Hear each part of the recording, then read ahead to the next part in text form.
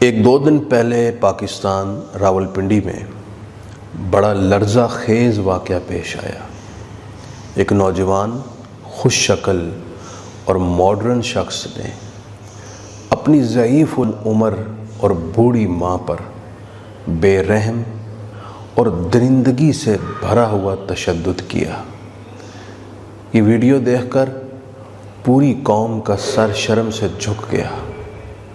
ہر ماں سے محبت کرنے والا شخص کانپ اٹھا اور کلیجہ منہ کو آ گیا۔ کیا اب مملکت خداداد پاکستان میں ماؤں پر تشدد کرنے کے بے رحم واقعے بھی پیش آئیں گے؟ کیا مسلمان اب ماؤں کے ساتھ ایسا سلوک کریں گے؟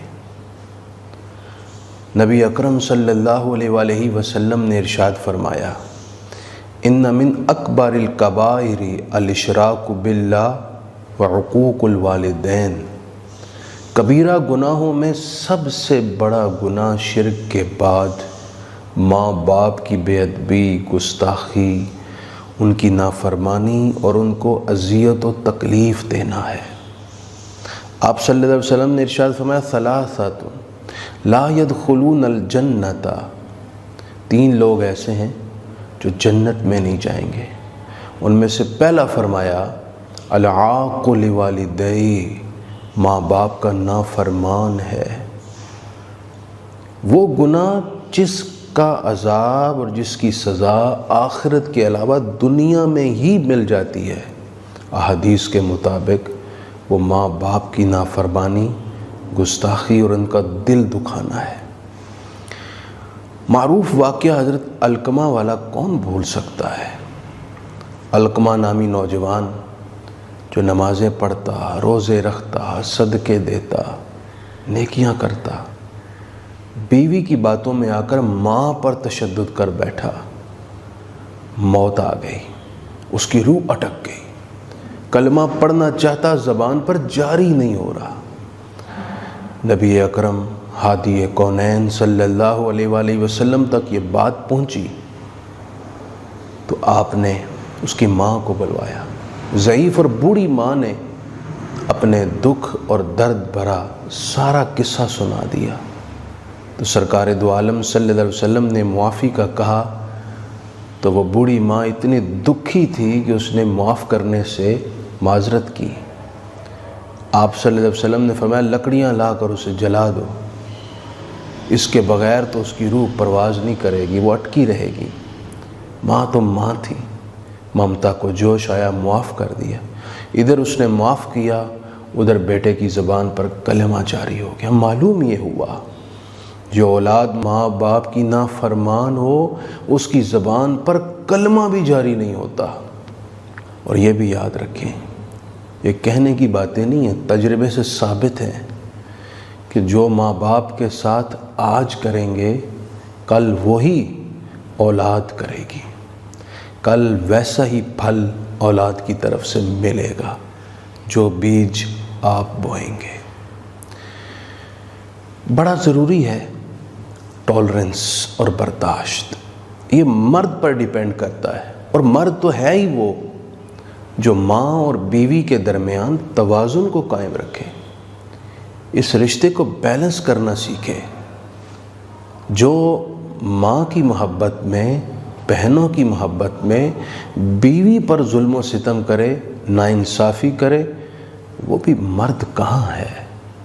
ایسا شخص تو مردوں کے لیے رسوائی کا باعث ہے۔ اور جو بیوی کی باتوں میں آ کر اپنی ماں کے ساتھ بدسلوکی کرے، روح کانپ اٹھی جب ایک بیٹے کو، جس کو ماں نے 9 ماہ پیٹ میں رکھا، پھر تکلیفیں اٹھا کر موت کا مقابلہ کر کے اسے جنم دیا، پھر پل پل تکلیف اٹھا کر ہر لمحہ کی ڈیوٹی دے کر اس بچے کو پالا، اس کی پرورش کی، نہ رات دیکھی نہ دن، نہ آرام اور آسائش دیکھی، بس ایک ہی جستجو تھی، میرا بچہ صحت و عافیت کے ساتھ پروان چڑھے۔ اس اولاد نے بڑے ہو کر جو ماں کے ساتھ کیا، اللہ اکبر،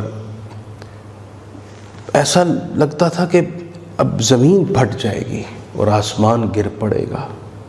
اللہ اس نوجوان کو ہدایت دے اور وہ اپنی ماں سے صدقے دل سے معافی مانگ کر اپنی آخرت بچا لے۔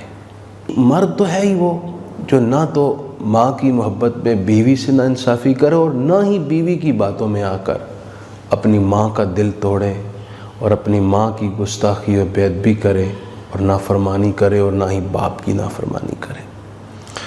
جس زمانے میں ہم گزر رہے ہیں مادیت کا زمانہ ہے، ہوس ہے دولت کی، خواہشیں بہت زیادہ ہیں، خواب بڑے بڑے، ان کو پورا کرنے کے لیے ہر وقت کی ڈپریشن، پریشانی، ہر وقت ذہن پر ایک بوجھ ہے، جس کی وجہ سے مزاج اور رویوں میں غیر معمولی تبدیلی آ گئی، چڑچڑا پانا آ گیا، رشتوں کا احترام رخصت ہو گیا۔ اسی لیے ہم کہتے ہیں کہ بچوں کو جدید تعلیم کے ساتھ روحانی تعلیم ضرور دلوائیں، انہیں تصوف سے آشنا ضرور کریں، کیونکہ تصوف جہاں دنیا سے جڑنے کے لیے تربیت دیتا ہے وہیں خدا سے جڑنے کے لیے بھی تعلیم دیتا ہے۔ تصوف شخصیت کے اندر نہ صرف ٹالرنس اور تحمل پیدا کرتا ہے بلکہ تصوف کی وجہ سے ایک شخص توازن اور اعتدال قائم رکھنا سیکھ لیتا ہے۔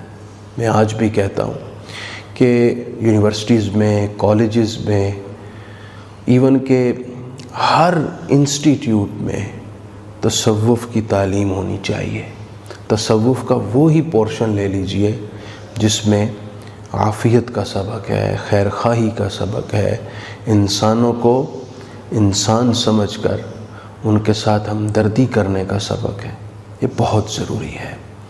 میں گزارش کرتا ہوں حکومت وقت سے کہ جس طرح بیوی پر تشدد کے حوالے سے قانون سازی کی گئی ہے، اسی طرح ماں باپ پر تشدد کرنے والوں کے خلاف بھی قانون سازی کی جائے تاکہ کوئی ایسی جسارت کر کے پوری قوم کا سر شرم سے جھکنے پر مجبور نہ کرے۔ اللہ تمام اولادوں کو ماں باپ کا احترام کرے۔